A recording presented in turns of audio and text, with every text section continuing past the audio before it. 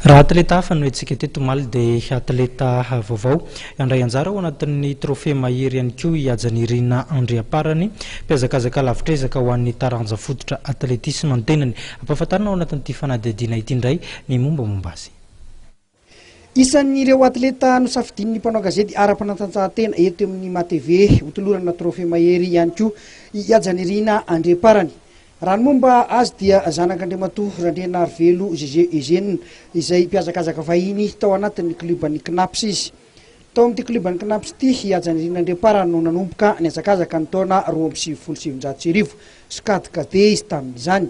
Arak'izany dia irainy no namolavola azy ho lasa mpanao hazakazaka lavitrezaka. No safidiny manokana io hazakazaka lavitrezaka io izay hita mifanety tamin'ny toe-batany. Nanomboka teo amin'ny skad junior amin'izay dia nisongadiny Haja ary nanomboka nandrombaka naramboninahitra maro teto Madagasikara. Ny taona 2024 izy dia nifindra ho atleta ny Kosfa indray.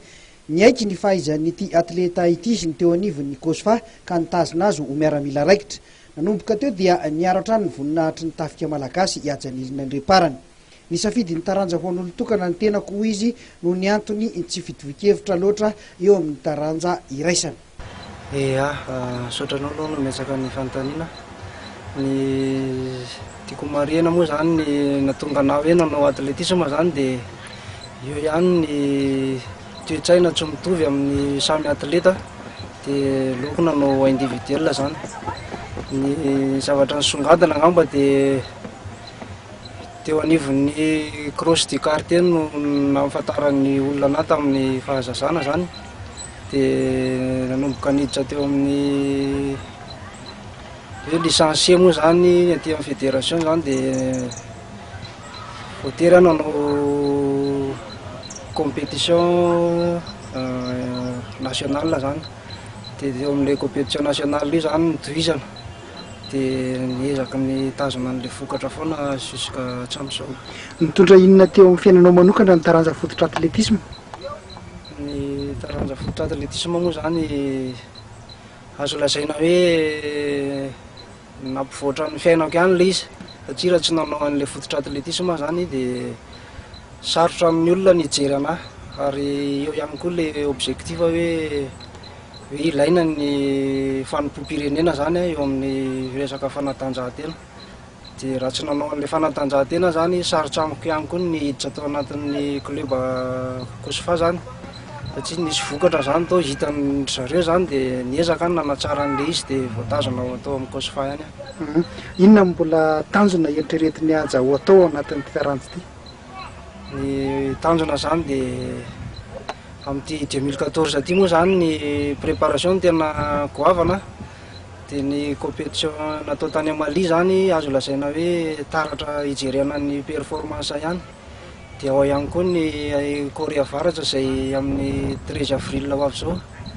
Dia eo ihany ny objectif zany 2015 Jeux de Sile dia après Jeux de Sile mieritseritsy ny tady an'ilay minima zany 2018 minima dia mba miparticiper Jeux olympiques amin'ny 2015. Toy izao ary no zava-pitan'ity atleta malagasy ity. Ny taona 2024 sy ny 2024 fa ny talohan'izay dia efa maro ny anaram-boninahitra efa azony Haja. 2024 ary metaly volamena tamin'ny cross country teto Madagasikara io. Taona 2024 ihany metaly volamena tompon-daka régional ny Analamanga cross country. Taona 2024 ihany fahatelo amby roapolo izy tamin'ny marathon de Paris. Mbola io taona io ihany metaly volamena tamin'ny marathon de Saint-Paul tatsy amin'ny La Réunion. Metaly volafotsy marathon de Tana.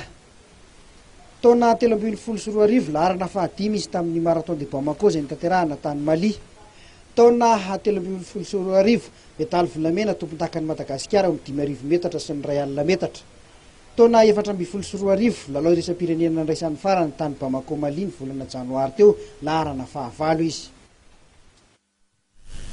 amin'ny fahavalo folo ny volana marsa moa vao ifarana ny fandraisana anjara ao anatin'ny fifidianana ireo atleta mendrika ao anatin'ity lalao trophée Ma-HERY ity ny fatelopolo ny volana marsa kosa ny fantatra fanatanterahana ny fisarehana izay mendrika tao anatin'ity trophée Ma-HERY ity hatrany azadino araka izany fa amin'ny alalan'ny fifidianan'ny gazety malaza no ahafahana mandray anjara ity ao anatin'ity lalao trophée Ma-HERY ity fa mirapitsany ko tompo lasitoko vavy no amoahana ny gazety lehilahy moderne gazety Ma-HERY lohateny vaovao lohahevitra maro samihafa no aroso amintsika mpamaky azo amin'izay androny rapitso izay dia tsy adinony mitondra ireo tontolon'ny teknôlôjia ny mahakasika ny fiainam-pitiavana ny tontolon'ny fanatanjahantena indrindra no iopana n'ity gazety lehilahy moderne ity ho amin'ny rampitso tompoka lasitoko vavy eto ihany koa ny fotoana ifaranan'ny fampahalalam-baovao amin'ny teny malagasy teto fahita lavitra ma TV dia manolotra ny fisaorana tompoka lasitoko vavy ary mametraka ny veloma mandrapitafa ho amin'ny rapitso indray veloma.